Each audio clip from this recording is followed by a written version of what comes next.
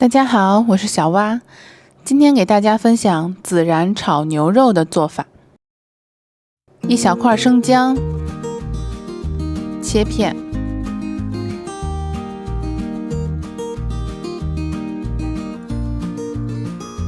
适量大蒜，切片，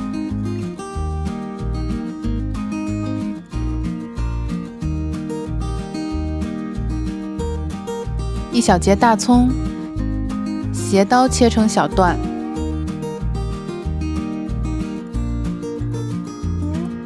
微辣的薄皮椒，切丝。能吃辣的朋友可以用螺丝椒或者尖辣椒，放到一旁备用。200克牛肉，先在冷水中浸泡半个小时，泡出血水后，在清水中冲洗干净，切成条状。不同肉类有不同的切法，为了保证肉的整体性不松散，切肉时应注意切的方向。牛羊肉应顺着肉的纹理切，而猪肉应该垂直于纹理切。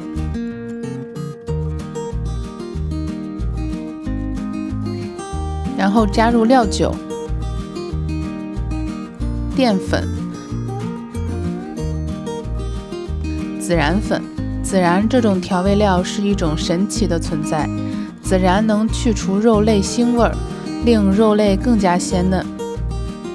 不排斥糖的话，可以加入适量的糖，抓匀，腌制30分钟。准备辣椒面和孜然粉备用。牛肉条需要腌制至颜色稍变深，热锅宽油，下葱姜蒜青椒，大火爆香。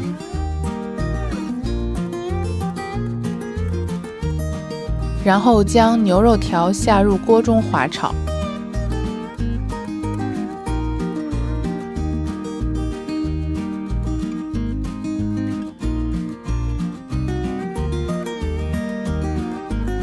7成熟时加入孜然粉与辣椒面，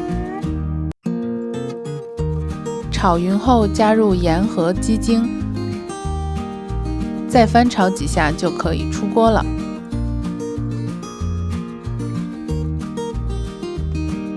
西北风味的孜然炒牛肉绝对会让你爱上它。